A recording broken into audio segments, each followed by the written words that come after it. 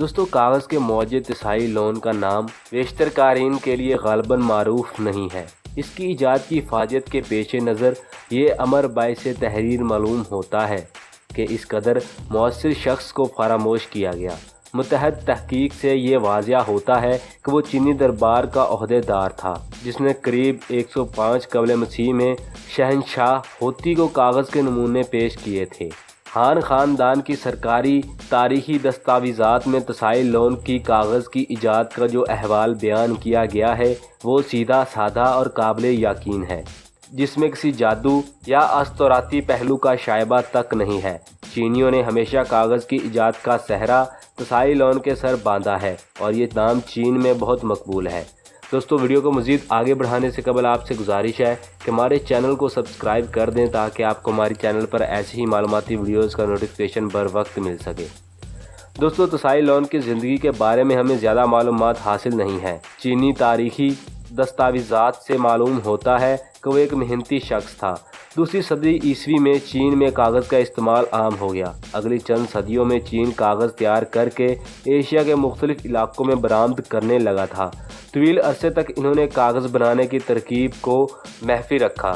751 میں چند کاغذ ساز چینی عربوں کی استعاری میں آئے تو اس کے بعد تھوڑے ہی عرصے بعد سمرقند اور بغداد میں بھی کاغذ تیار کیا جانے لگا۔ کاغذ سازی کا فن تمام عرب دنیا میں پھیل گیا۔ 12ویں صدی عیسوی میں یورپی اقوام نے عربوں سے یہ فن سیکھا۔ چین میں تسائی لون سے پہلے بیشتر کتابیں بانس کی لکڑی پر لکھی جاتی تھی۔ ظاہر ہے ایسی کتابیں نہایت وزنی ہی ہوتی تھی۔ چند کتابیں ریشمی کپڑے پر بھی لکھی گئیں، لیکن عمومی استعمال کے لیے یہ بہت مہنگا سامان تھا۔ مغرب میں کاغذ کے استعمال سے بیشتر زیادہ تر کتابیں چرمی کاغذ یا چمڑے کے ایک باریک چھلی پر لکھی جاتی تھیں جو خاص طور پر بھیڑ یا بچھڑے کی خال سے تیار کی جاتی تھیں۔ آج کتابیں اور دیگر لکھنے کا کاغذ قیمت اور بڑی تعداد میں آسانی سے تیار کیا جاتا ہے جو بیشتر کاغذ کے وجود کا سبب ہے۔ یہ سچ ہے کہ اگر پرنٹنگ یعنی چھاپ خانہ ایجاد نہ ہوتا تو کاغذ آج اس قدر وسیع کا حامل نہ ہوتا۔ تاہم اس میں بھی کوئی شک نہیں کہ اگر چھپائی کے لیے اس قدر باکثرت کاغذ موجود نہ ہوتا تو پرنٹنگ بھی کبھی اپنی موجودہ افادیت کو برقرار نہ رکھ پاتی۔ مسئلہ یہ ہے کہ کس شخص کو زیادہ درجہ دیا جائے، تسائی لون کو یا گیٹنبرگ کو۔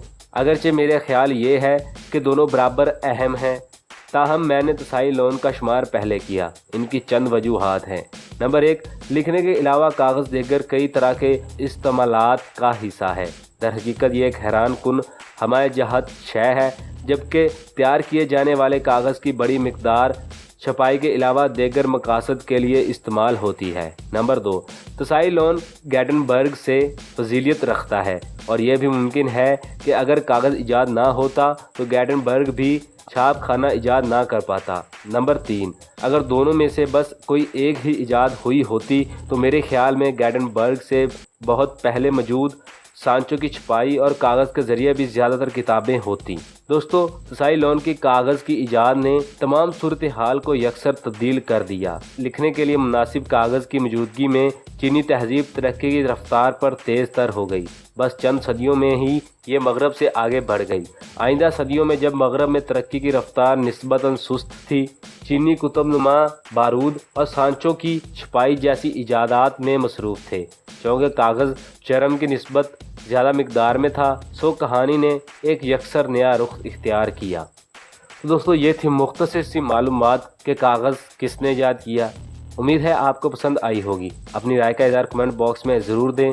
ویڈیو پسند آنے کی صورت میں ویڈیو کو لائک، شیئر اور چینل کو سبسکرائب ضرور کریں تاکہ آپ کو ہماری ہر نئی آنے والی ویڈیو کا نوٹیفیکیشن بر وقت مل سکے۔ انشاءاللہ ملتے ہیں اگلی ویڈیو میں، تب تک کے لیے اللہ حافظ۔